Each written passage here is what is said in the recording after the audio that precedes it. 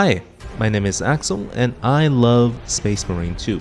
Its presentation, combat, and story are all an evolution to the previous title.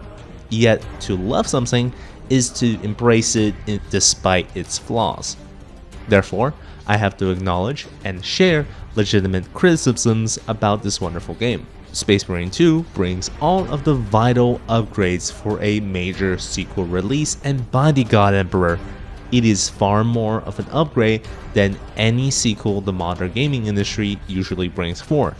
However, all is not well. This game really stumbles in some parts that are not big enough to ruin the game, but keep it from the perfection that the Emperor intended for its children. These flaws are minuscule compared to the grand architecture of the game, yet those little things like the temptation of chaos claw at the back of my head with the question of what happened here. Space Marine 2 is stunning. There is beauty in horror. It is like receiving a religious vision, except instead of heaven, you're looking at horrible bug aliens and cathedrals, and sometimes bug aliens in cathedrals. Everything in this game, from the swarms of Tyranids flying in the distance, to the explosions and cracks of battle, to the smoke coming out of your marine power pack, just looks so fucking good. The big bombastic moments are also captured by these expert cutscenes, which might be some of the finest in the business, and I also think that the best of the Space Marine 2's visuals come from traveling between firefights. What I mean by that is these slower moments where no enemies are running at you gives you time to immerse into the world of 40k. There are times where I just stop and look up to take in the awe and the scale of the 40k universe. This game also loves little things. The minor details to immerse us further are stuff like the mud on our boots, the blood on our armor, and the vibrations in our controllers. If you have vibrations enabled, every bolt shot you make and every running step you take gives you that little haptic feedback to hammer home the idea that you are a human tank capable of running into normal humans and splattering them into a bloody paste. And the executions, the executions are so well done. They are raw and bloody, they are visceral and hate-filled. They are perfect. If nothing else, Space Marine 2 is flawless in the visual department when it decides to work. I am running this game on my little 3060 I bought to play Halo Infinite. What a mistake that was. On some tweaked settings, I am able to get 60 frames per second consistently, but experience stutters. Besides from that, there are a lot of issues with cutscenes and servers. My friends all experience this weird cutscene glitch where background characters are flicking in and out. There are also a lot of server issues because right before I faced the final boss on my first playthrough, my co-op party got hit with an infinite loading glitch that made us replay half of the mission, and that was like 20 minutes of content. Now, on a different playthrough, I'm facing infinite loading glitches again. And this is really frustrating because missions are really long and we just have to start in the second half of the mission and we don't get to choose which checkpoint we're loading into, and at least there's a seamless join in progress option. Thank the Emperor for that. I also experienced the same bugs on this particular lift section where you have to protect the chains. If you die and wipe, the second time you load around, you can't pick up med packs and ammo crates are gone. And sometimes on the first playthrough, the ammo crates and the med packs are not gone for my teammate, but it's gone for me. That's why we were taking random damage. And the ammo boxes is all the way up. You see that where like the mechanic sign is? That's where the ammo case is for me. And I just don't understand how that happens. Like, I completely get that bugs and server issues are commonplace, but man, it is super inconsistent, and that might all just be a server issue. I don't really know, but it is very frustrating. And it's a little tick bite, little thing that scratches in the back of my noggin when I'm thinking about this game. Space Marine 2's gameplay is 2 steps forward, but 1 step back. The loop of shoot, parry, kill is extremely satisfying. Ranged and melee combat also seamlessly flow together with the addition of empowered shots. Enemy variety and abilities are much better than Space Marines 1's Orcs or Chaos. To handle these new enemies of NIDS and again Chaos, but a different legion this time, weapons are more responsive. Shooting a bolter has never felt more satisfying. Swinging a thunderhammer has never felt more powerful. There's a flow to the combat, and the gameplay rewards aggression. Specifically, the first Space Marine game, executions restored full health. But in Space Marine 2, the executions only give a single armor stack, but give invincibility frames and give back recently lost health. This rewards aggression and helps with the flow combat.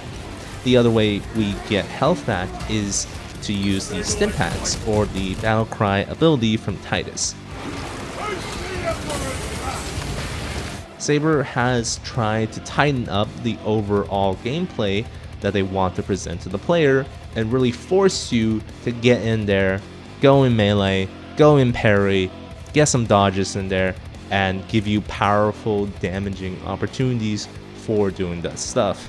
And there's also things that make you feel really powerful. Like, for example, I mentioned earlier, you can run through, you can roll through regular cultists and smash them to a pace.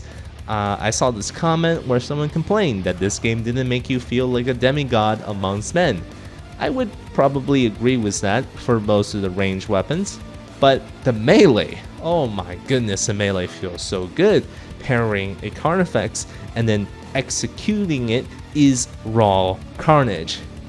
The presentation here, once again, is superb. Yet, some things are lost along the way, transitioning from a Firstborn Marine to a Primaris Marine, because weapons handled greatly. They're so good, but the variety has been lost. Titus can't carry 3 to 4 weapons anymore, and weapon variety has to be supplemented by drop pods or just random weapons on the ground every fight or so. Weapons like the Power Axe and the Vengeance Launcher are gone. We even see the Power Axe in the opening cinematic of the game, but we don't get to use it. Instead, what replaced some of the other weapons are 6 kinds of bolters or something. Like, technically Space Marine 2 has more guns, but I feel like a sequel should expand on the previous reservoir of weapons in terms of gameplay options. We should hold this game to a higher standard. And the bolters are just guns from other games. They are just the same type of weapon at different ranges with different fire rates, and they just feel like guns from any other game. And heck, we don't even get to use some of the co-op weapons, such as the plasma cannon and the power fist in the campaign, of course. Like, campaign variety is, it's a little iffy. This makes the game feel small, and I totally blame Primaris Marines for it. On the tabletop, they don't typically have any flamers, grav guns, or vulcanite. Now, the devs do have a map where they show that they're going to add new weapons, a vulcanite pistol first of all, but that's not here at the time of this review, not here in the time of release, so we can't really count it here. And something that really bothers me is that, spoiler alert, huge spoiler alert, click away if you don't want to know, you have to kill the final boss with a bolt rifle. You have to choose between like 2 to 4 flavors of bolt rifle to kill the final boss with. You can't even bring a plasma gun to the final boss because they take away your loadout and then they replace it with something they want you to use. So that sucks harder than the Slash Demon. You know, I think Space Marine 2 nailed the feeling of being part of a larger company. The co-op elements, the operation tie-ins, and the end of the campaign makes it feel like Titus, Gabriel, and Charon aren't just soloing the entire High Fleet or Chaos Incursion. The gameplay element ties into Space Marine 2's story pretty well, but you'd probably want to play the campaign on co-op because the AI is horrendous. They don't shoot up, they don't shoot at priority targets, but they do shoot at the ground randomly at times, and I don't know why. The overarching story is about Titus needing to find redemption and brotherhood. He is given a second chance in the Ultramarine, but his experiences have made him jaded and unwilling to open up. Gabriel and Charon are new Primaris Marines, suspicious of their new lieutenant and getting no answers from him in an increasingly chaotic war. And yeah, there's like a Tyranid invasion and a Zinj plot or something. The inter-squad conflict builds and builds until it explodes at the worst moment. Finally, everyone all came together, shook hands, and gave Chaos the power armor boot. Overall, pretty good story, but feels rushed because I think a mission was cut from the final planet of the game. It just feels that way to me. Some of the pacing is not done super well there. This doesn't break the game, but it is frustrating that they would cut content from an already pretty short campaign. Structure-wise, unlike Space Marine 1, we don't receive any upgrades in the campaign. Part of the joy of many 40k games and the tabletop is the idea of acquiring pieces of war gear. There is no sense of progression in the campaign because it is so short on the player side, and that kind of bothers me. It does not give you any tools to feel like you improved or geared up to a fight. In Space Marine 1, you had upgrades to your armor, weapons, and ability throughout the entire run. In Space Marine 2, we don't get any chances to improve our stats. This, once again, makes the game feel really small. The campaign also reused some objectives sometimes. Defend this area while waves of enemies come at you. What to do? Let's do it 50 more times. It also has this thing that it does where it takes away your loadout. Because in the campaign, of course, you can set your loadout going into a mission, but just through the entire mission, since it is so long some of the times, they would just randomly take out your loadout and then give you something else they want you to use. Usually an auto bolt gun and a chainsword. That's just so freaking boring, but they do it multiple times during this 6 to 8 hour campaign. The stakes of the game rises. The enemies get tougher, but the only thing you get is hopefully better at the game. And it's not bad for sure, because the gameplay loop that the campaign does is very, very good, very exciting, very fun. However, there's just not a lot here. It's like getting a sandwich, but somebody took out half of the meat from it. Operations feel really weird because it basically addresses and fixes all of the problems I have with the campaign, right? It has a more variety of gameplay through classes, perks, and upgrades. It also has some of the cooler fights in the game, like killing a hive tyrant. The operations all have their own unique mission mechanics that are a little bit RNG to make them pretty unique in every run. Yet I'm torn because on one hand, this is pretty cool, and the other hand, something like this should have been in the campaign to help its runtime.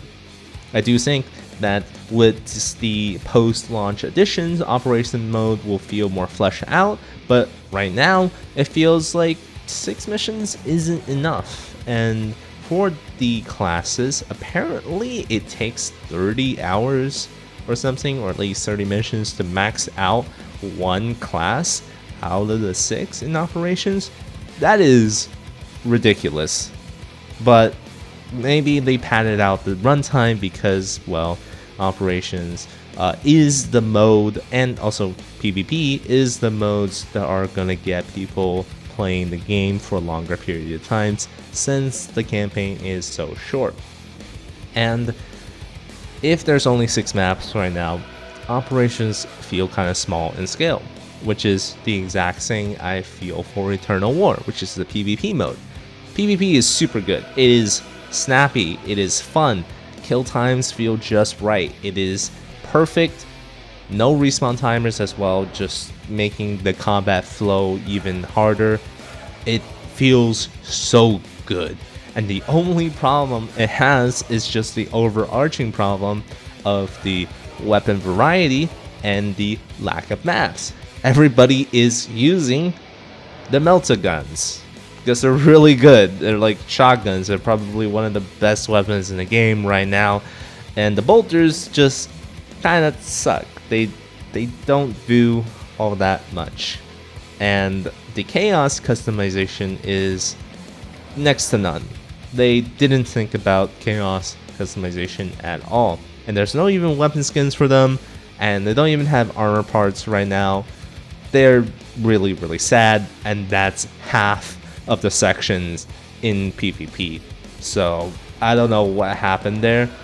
I just know that chaos doesn't get any love in this game. More will be coming later, but it is not here on release, so I can't really count it in this review. So we should ask the question once again, what happened?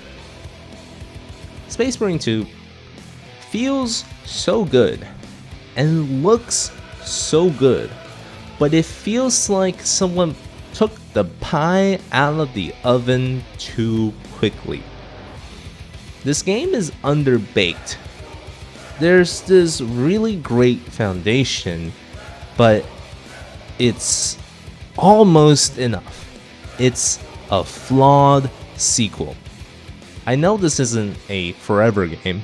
You're not meant to be playing this for thousands of hours, but there are clear signs of cutting back from the grand scope of an ideal sequel.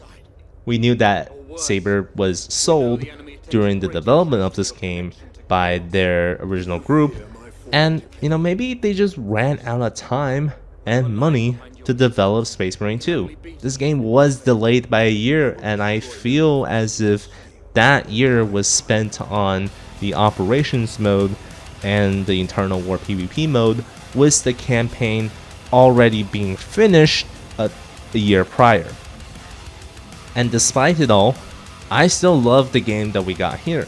It is a blockbuster smash and one of the best Warhammer 40k games we have ever gotten.